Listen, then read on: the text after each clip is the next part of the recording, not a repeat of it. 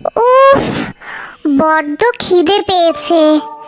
কিন্তু আমি তো এখন এখানে কিছু খাবারও চাইতে পারবো না, কারণ এখানে তো আমি নতুন বউ। যদি আমি খাবার চাই তবে তো সবাই আমাকে নিয়ে কানাকানি করবে। কি করি এখন, কি করি?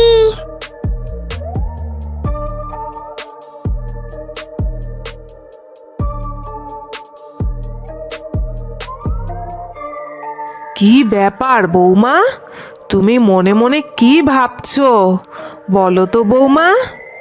আমি তো তোমার জন্য পায়েস নিয়ে দাঁড়িয়ে আছি গো। এবারের নিয়ম হলো নতুন বউকে পায়েস খাইয়ে তারপর ঘরে ঢোকাতে হয়। বৌমা, হা করো দেখি, তোমায় আমি পায়েস খাইয়ে দেই। ও, আমার জন্য পায়েস এনেছেন মা? ও আপনাকে খাইয়ে দিতে হবে না, আমি নিজেই খেয়ে নিচ্ছি। এ কথা বলে শিয়ালনি টপাটপ পায়েস খেয়ে বাটিটা খালি করে দিল।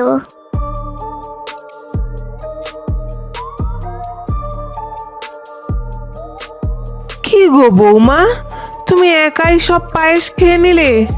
এখানে তো মোকলেসকেও পায়েস খাওয়ানোর কথা ছিল। আচ্ছা ঠিক আছে, চলো এবার সবাই ঘরে চলো।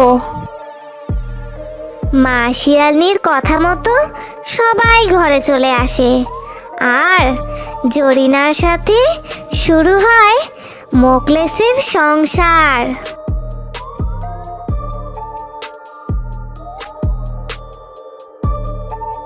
বৌমা চলো, আমরা একটু বাজারে যাই, কিছু কেনাকাটা করব। আর বিয়ের পর তো তোমায় কোনো গয়নাও কিনে দেওয়া হয়নি। আজ তোমায় কিছু নতুন গয়নাও কিনে দেব বৌমা, চলো। ও, তাই নাকি মা? সেটা তো খুব ভালো কথা। তবে মা, আমাকে কিন্তু রাস্তার পাশের দোকান থেকে ফুচকা খাওয়াতে হবে। ঠিক আছে বৌমা, খাওয়াবো। বৌমা চলো, আবার ফিরতে ফিরতে সন্ধ্যা হয়ে যাবে। শাশুড়ির কথা মতো জরিনা শিয়ালনি রেডি হয়ে শাশুড়ির সাথে বের হয়। পথে যেতে যেতে শিয়ালনি যে খাবার দেখে সেই খাবারই শিয়ালনির খেতে ইচ্ছা করে। এভাবে পথের খাবার দেখতে দেখতে ওরা দুজন স্বর্ণের দোকানে পৌঁছায়। ডাকু শিয়াল ভাই, কেমন আছেন? ভালো আছেন তো? আমার নতুন বৌমার জন্য ভালো কিছু স্বর্ণের গহনা দেখান তো ভাই। বসুন আপা বসুন, আমি দেখাচ্ছি।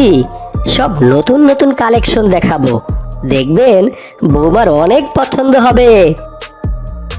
এরপর ডাকু শিয়াল গয়না দেখানো শুরু করলো, আর তখনই বৌমা দেখতে পায় গহনার দোকানের সামনে দিয়ে একজন আইসক্রিম বিক্রি করছে।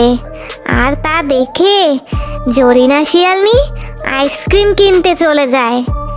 কিন্তু শাশুড়ি মা এ ব্যাপারে কিছুই বুঝতে পারে না।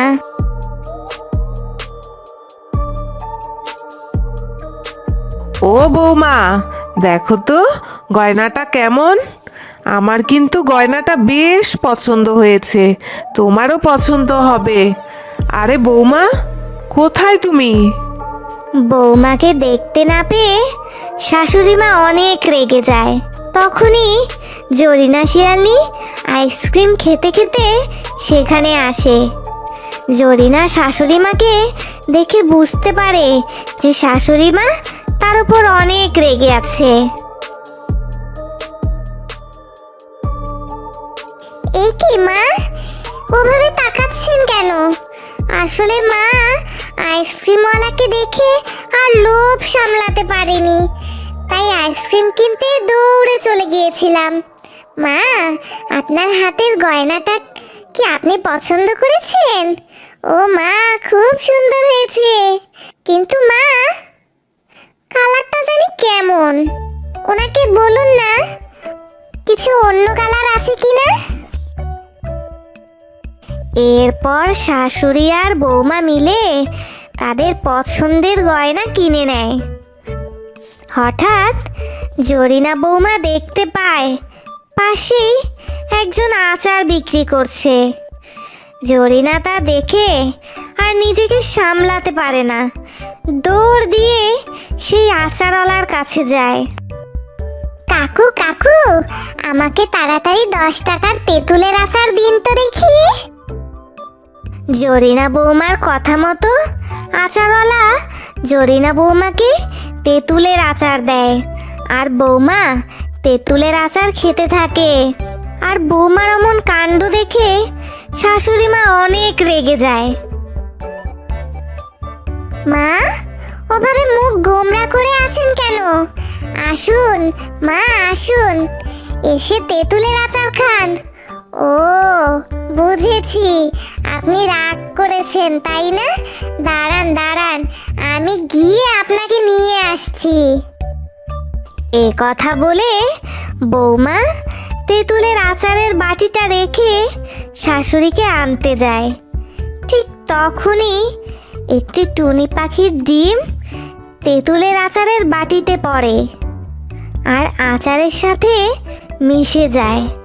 ততক্ষণে জরিনা বউ শাশুড়িকে নিয়ে আসে আর এরপর বাকি তেঁতুলের আচারগুলো খেয়ে নেয়।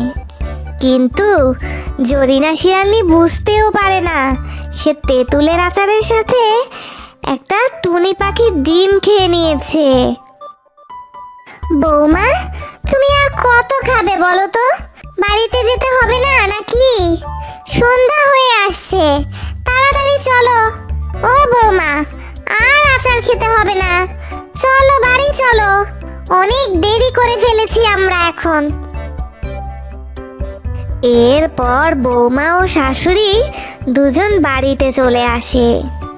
আর এর কিছুদিন পরেই ঘটে আসল ঘটনা।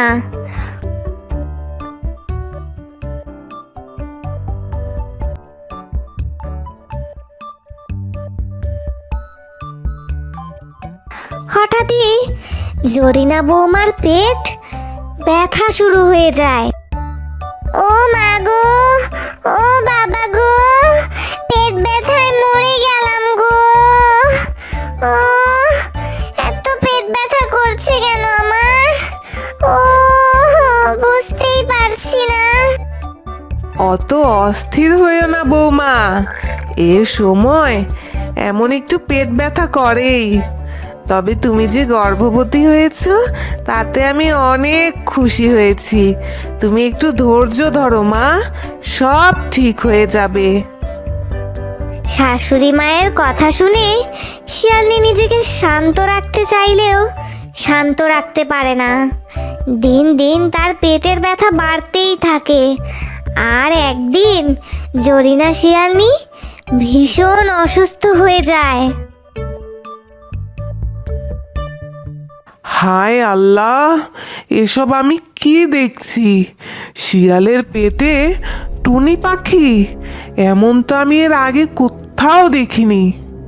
ডাক্তারের এসব কথা শেষ হতে না হতেই জরিনা শিয়ালনির স্বামী মোকলেস ও শাশুড়ি মা চলে আসে। আর ডাক্তার তাদের সব কথা খুলে বলে। ডাক্তারের কথা শুনে সবাই অনেক অবাক হয়।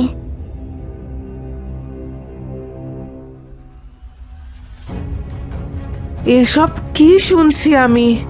হায় আল্লাহ, এমন কাণ্ড তো আমি আমার বাপের জন্মে শুনিনি। এবার এই টুনি পাখিকে আমরা কি করব?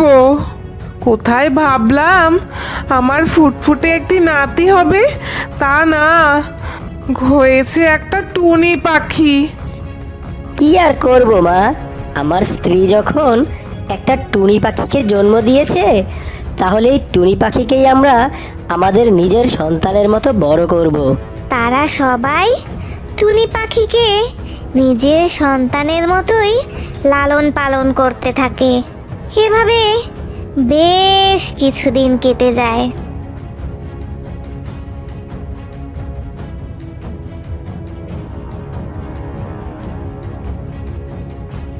হঠাৎ একদিন এক টুনি পাখি শিয়ালের বাসার উপর দিয়ে উড়ে যাচ্ছিল। আর তখনই টুনি তার ছানাকে দেখতে পায়।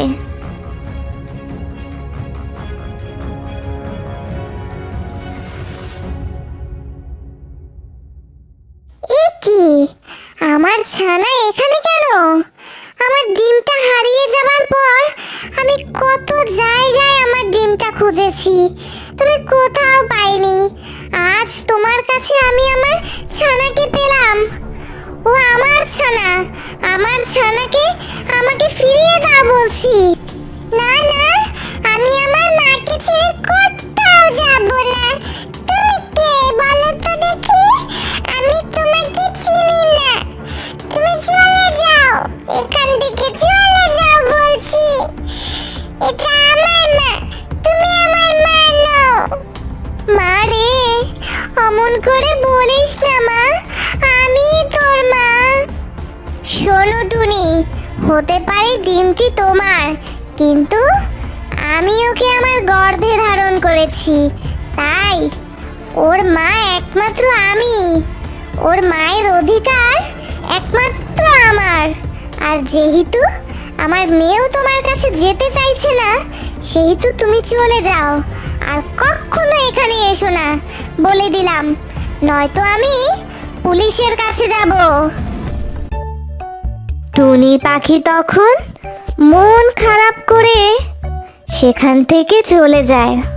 আর টুনি পাখির ছানা শিয়ালের ঘরেই সুখে স্বাচ্ছন্দ্যে বড় হতে থাকলো।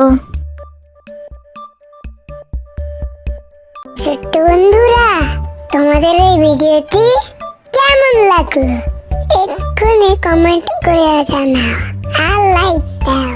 যারা এখনো আমাদের চ্যানেলটিকে সাবস্ক্রাইব করনি, এক্ষুনি সাবস্ক্রাইব বাটনে টিপ দিয়ে দাও, আর পাশে টাকা বেল বাটনেও টিপ দিয়ে দাও। ধন্যবাদ বন্ধুরা, দেখা হবে পরের ভিডিওতে। এবার আসি, আল্লাহ হাফেজ।